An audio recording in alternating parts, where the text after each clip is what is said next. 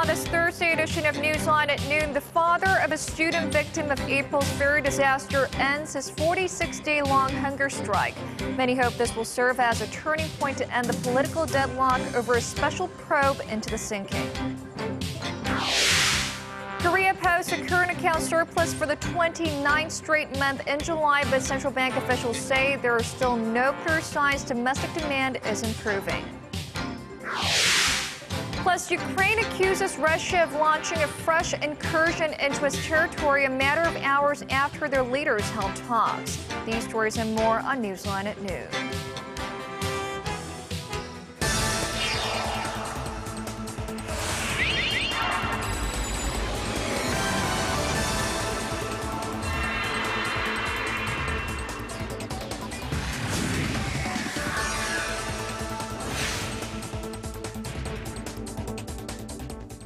It's noon Thursday, August 28th here in Korea. Thanks for tuning in. Live from Seoul, I'm Eoh Jin-joo. It's very good to have you with us. I'm Mark Broome. Our top story this Thursday lunchtime. A father whose teenage daughter died in April's Sewol-ho ferry disaster ended his nearly 7-week-long hunger strike earlier today. The big question now is whether the move will provide momentum in ending a political standoff at the National Assembly and kickstarting urgently needed legislation in Parliament. Kim Myung-gil has more. A prominent relative of the victims of the ferry disaster ended his 46-day hunger strike, raising hopes of a breakthrough in a political deadlock that has paralyzed parliamentary proceedings in Korea for months. The fasting by Kim Young-ho, the father of one of 233 students killed in the April ferry sinking, has been the focal point of protests by victims' families demanding an independent investigation into the circumstances behind the disaster. At the request of victims' families and the public, Kim Young-ho is ending his hunger strike. But he will continue his long fight to end the current standoff over the ferry bill. The families want a committee in charge of the probe to be given investigative powers, but rival parties have been unable to come to terms on an agreement that satisfies all sides. The bereaved families say the end of Kim's hunger strike is not indicative of any progress being made in negotiations, and that their protests will continue. But the end of Kim's fasting is raising hopes that differences will be bridged. The ruling's Henry Party is most optimistic. Ruling party leaders held a second round of talks with representatives of the victims' families on Wednesday and reported progress. Another meeting is scheduled for next Monday. The talks are taking place with a newfound sense of urgency. The main opposition New Politics Alliance for Democracy has boycotted all parliamentary activities in protest at the ruling party's refusal to give bereaved family members a greater say in negotiations over a bill that would probe the causes of the ferry accident. The ruling and opposition parties have reached agreement on the legislation on 2 previous occasions, but both drafts were rejected by the Sewol-ho ferry families. Kim Myung-gil, Arirang News. Korea has posted a current account surplus every month for nearly 2.5 years now. The central bank says the nation logged a surplus of $7.91 billion last month. That's almost identical to the $7.92 billion surplus recorded in June and to $7.9 billion surplus in the same month last year. Exports of products rose 1% from a year earlier to almost $54 billion, while imports increased 3.5% to $47 billion on the back of strong oil prices. The Bank of Korea added that the rise in imports does not necessarily indicate a pickup in domestic demand. The bank expects the current account surplus for this month to fall short of July due to fewer working days. The South Korean Defense Ministry has rejected a U.S. report which said North Korea is building a submarine capable of launching ballistic missiles. A ministry official says that to be able to launch a ballistic missile, the submarine would need to weigh at least 3,000 tons. But the largest identified submarine in the North Korean Navy only weighs 1,800 tons. A US-based web magazine reported this week that a missile launch tube was observed on a submarine by US intelligence agencies. US President Barack Obama and his Chinese counterpart Xi Jinping will meet on the sidelines of the upcoming Asia-Pacific Economic Cooperation Leaders Meeting in Beijing in November. US senior official for APEC, Robert Wang, told a Chinese newspaper on Wednesday that the two will most likely meet for a longer period of time than they did during their first bilateral summit meeting last June. That meeting lasted about 8 hours and was spread over 2 days. He also said North Korea's denuclearization and the two countries' economic cooperation will be the major topics of discussion. Now, the Japanese government has confirmed that Prime Minister Shinzo Abe recently sent a note hailing some of the country's worst war criminals, calling them, quote, martyrs and the foundation of the nation's prosperity. The news, as you'd expect, is almost certain to be met by very sharp condemnation from the Korean government. Gwon-soa reports.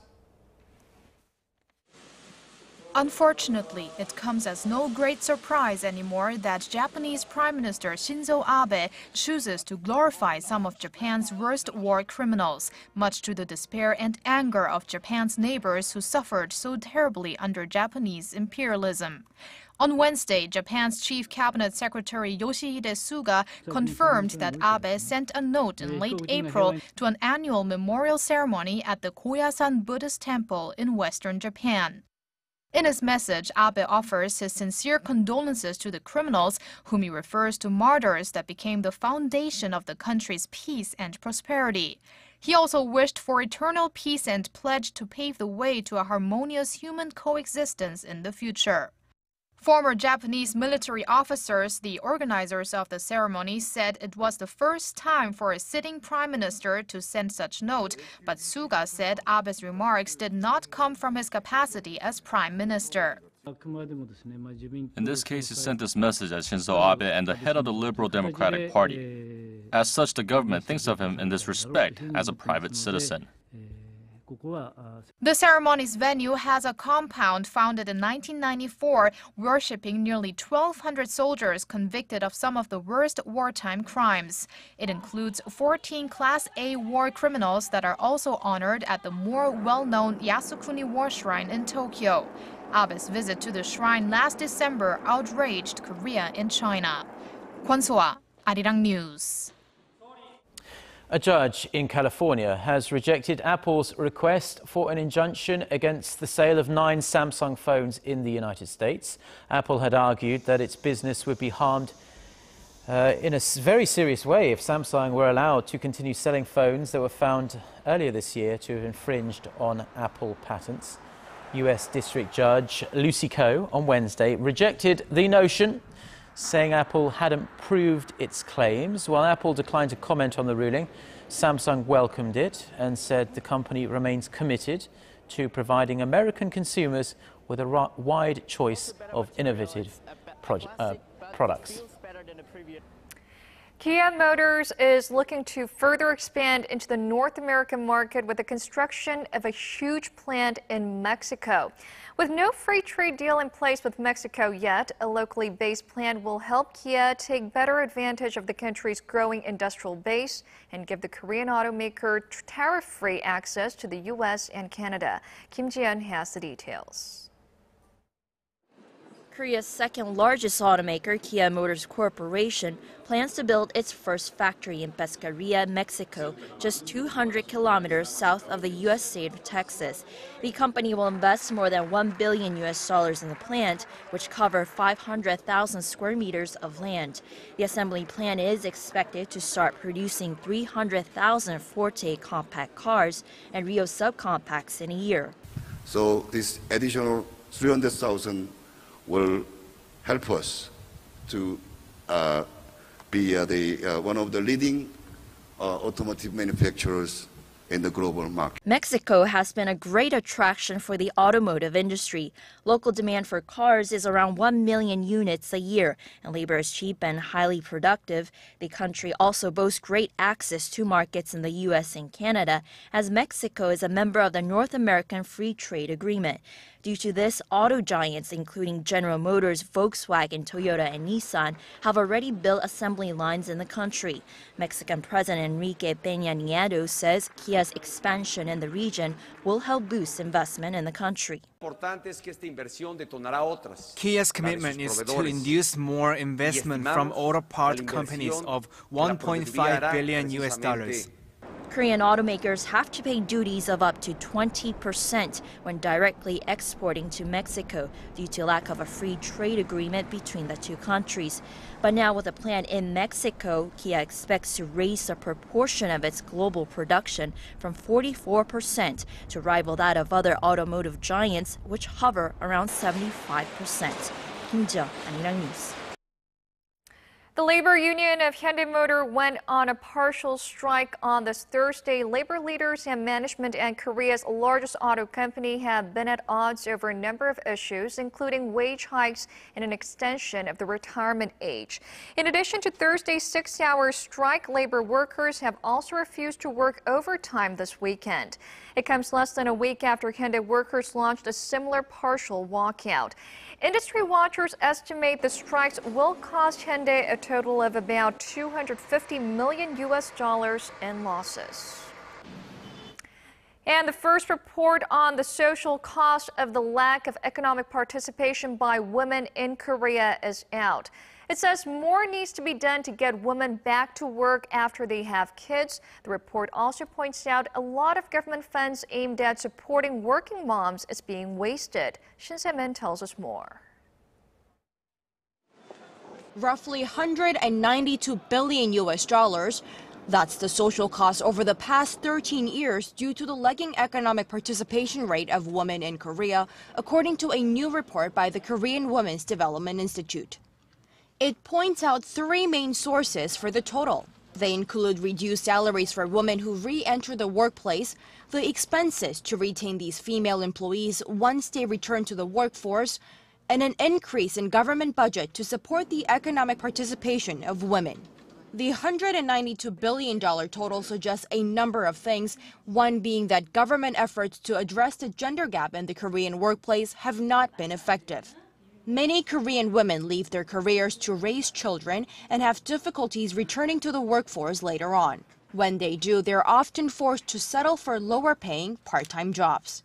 Over $600 million in this year's national budget are allocated towards supporting the economic participation of women and helping them keep their jobs.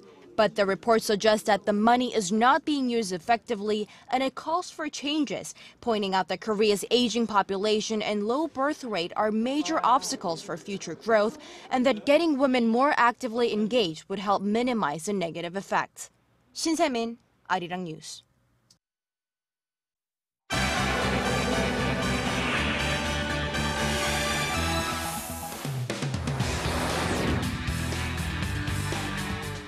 Time now for a look through the international headlines we're following on this Thursday afternoon. For that, we turn to our Eunice Kim standing by at the news center. Eunice, only a day after the leaders of Ukraine and Russia seem to hit a turning point following their meeting in Belarus, there are new reports of a military intrusion by Russian forces crossing over its southeast border with Ukraine. Tell us more. That's right, Jin-joo. The allegations first came from Ukraine, but the U.S. State Department now says it's also suspecting a Russia-led counteroffensive is underway, while Germany's Chancellor Angela Merkel has demanded an explanation from Russia's Vladimir Putin. Our Yulian takes you to one of those fresh hotspots. The House of Culture in the eastern Ukraine rebel stronghold of Donetsk consumed in fire. While some fled, some stayed to examine the damage. Locals there say the fire killed one and left a few others wounded. This comes as Ukraine accused Russia of new military incursions on Wednesday, the latest development in 5 months of fighting between Ukrainian government forces and pro-separatist rebels.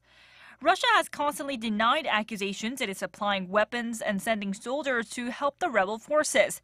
No reaction yet from Moscow on the alleged incursion. This latest escalation comes only a day after hours of talks between the two countries' presidents seem to mark a turning point in a 5-month-old crisis. Ukrainian President Petro Poroshenko and Russian President Vladimir Putin, along with EU representatives, met on Tuesday in Minsk. Yesterday's talks in Minsk were very effective. I clearly stressed that there will be no bargaining over sovereignty, territorial integrity, the independence of our country, the sovereign choice of the Ukrainian people. Following the talks, Putin also said Moscow will contribute to create a situation of trust, but hopes the war that killed over 2,200 had hit a turning point are quickly fading from Wednesday's attack. Also, less than 24 hours since the Minsk meeting, Ukraine warned Europe that Russia plans to halt gas transit to Europe by the end of the year. Russia denied the claim, saying it is making maximum efforts to fulfill its contracts with Europe. Yurian, Arirang News. The mother of kidnapped American journalist Steven Sotloff has appealed for her son's release, addressing by name the Islamic State's leader, Abu Bakr al-Baghdadi. Here's what else she said in that video. Take a listen. Since Steven's capture, I've learned a lot about Islam. I've learned that Islam teaches that no individual should be held responsible for the sins of others. Steven has no control over the actions of the U.S. government. He's an innocent journalist. I've always learned that you, the Caliph, can grant amnesty. I ask you to please release my child. After going missing last year in Syria, 31-year-old Steven Sotloff reappeared at the end of an IS video that showed the beheading of fellow American journalist James Foley. The masked militant in the video threatened Sotloff's life, saying it depended on America's next move. Meanwhile, a big sigh of relief for the family of Peter Theo Curtis, the American writer who was held for 2 years by another Syrian militant group, the Al-Nusra Front. In a brief statement outside his family's home, Curtis told reporters Wednesday he was overwhelmed and grateful to the brave, determined, and big-hearted people who helped coordinate his release earlier this week. This as the United Nations condemned the Islamic State militants and Syria's Bashar al-Assad government for committing war crimes in their fight against each other. The new report details human rights abuses committed in the deteriorating state, as observed in interviews and evidence collected between January and July of this year. It said public executions were not rare in northern territories held by the Islamic State, who would display bodies in public spaces for several days as part of their campaign of fear. It added children were being recruited to join in their so-called jihad, or as the UN put it, mass atrocities. The government of Bashar al-Assad was accused of war crimes, including using chemical agents in 8 separate incidents in April and May of this year.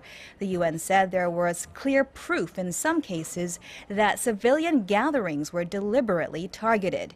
Prison detainees, it said, were subjected to horrific torture and sexual assault. IMF chief Christine Lagarde is being investigated for her role in a controversial payout during her term as France's finance minister. She is suspected of simple negligence in a case that led the French government to cash out 400 million euros to business tycoon Bernard Tapie. The French magistrate is considering a possible corruption case of whether the arbitration process was rigged in favor of the businessman who had supported Nicolas Sarkozy in France's 2007 presidential race. Lagarde called the suspicion baseless and said she was returning to Washington, D.C. after undergoing 15 hours of questioning at the Court of Justice in Paris. The IMF managing director has yet to be charged.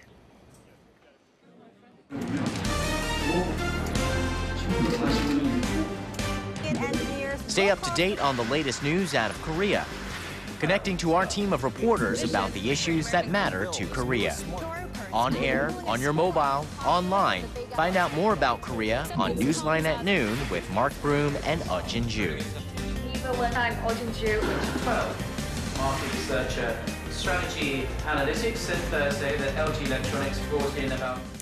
Korean workers will be taking an average of 4.3 days off for the upcoming Chuseok holiday, which falls on the second week of September this year. This according to a survey of about 500 companies by the Korea Employers Federation, which also said the Chuseok bonus this year will come to an average of 932,000 won. That's roughly $920. Now, this bonus is about $1 higher than last year. Chuseok, or Korean Thanksgiving as it's sometimes known, is one of Korea's biggest national holidays. Now, banana-flavored milk, it's often called Korea's most iconic drink, and for good reason, because it has been enjoyed by people of all ages for years and years. The milk-based beverage, in its instantly recognizable jar-like casing, is celebrating its 40th anniversary this year. And today, our Connie Lee tells us the secret behind its long-running success. It was in 1974. When banana-flavored milk first appeared in stores around Korea in its unique jug-shaped bottle. It came out at a time when the Korean government was urging its citizens to drink more milk.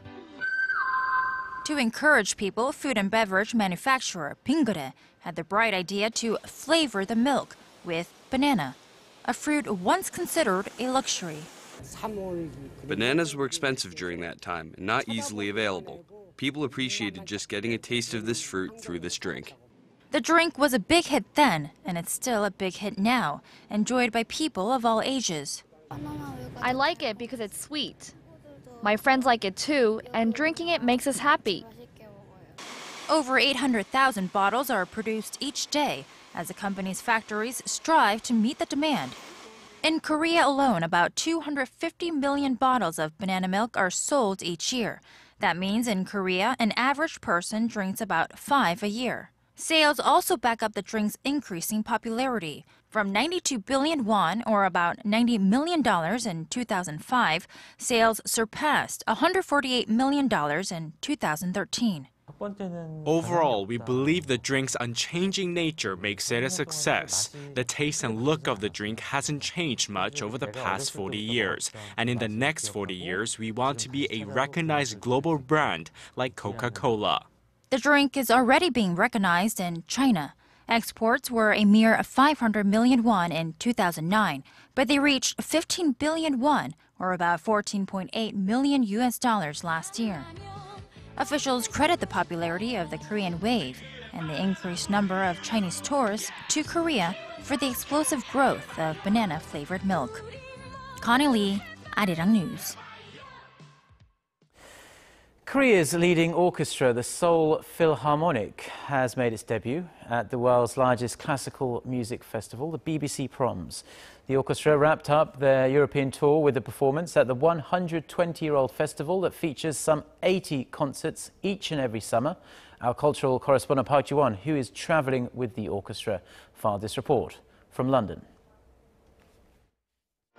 The BBC Proms is one of the world's greatest classical music festivals, founded back in 1895. Since then, the annual event has showcased the most prestigious orchestras and musicians.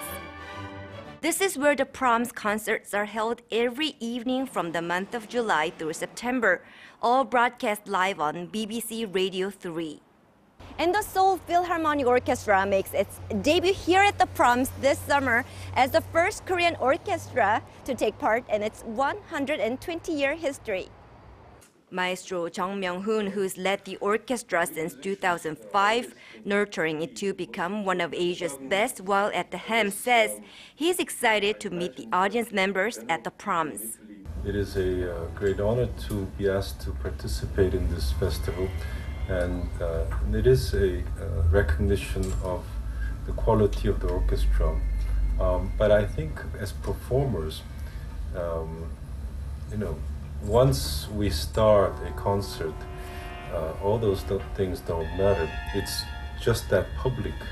The Seoul Philharmonic performs 3 repertoires: Debussy's La Mer, Tchaikovsky's Symphony No. 6, and a contemporary piece written by prominent Korean composer Eoh Jin titled Su Concerto for Shan and Orchestra. This piece is very abstract, but they have so amazing, so thousand colors between the chord harmony, between breathing. Each breathing is so organic. With its London performance, the Seoul Philharmonic Orchestra wraps up its 2014 European tour, spanning 4 music festivals including the Grafeneck in Austria and the Merano in Italy. Park Ji-won, Arirang News, London.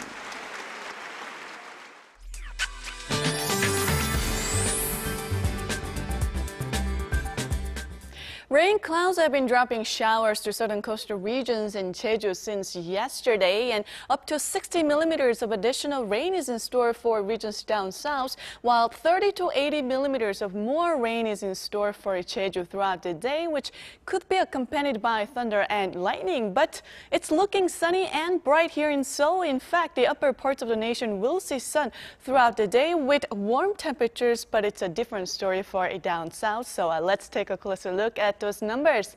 The afternoon high in Seoul will rise to 30, but the daytime high in Daegu and Gwangju will only rise to 27 and 26. Now for other regions, it looks like down on Jeju Island will hike up to 24 and Dokdo will only make it to 22. Well, that's all for Korea, and here's the international weather for viewers around the world.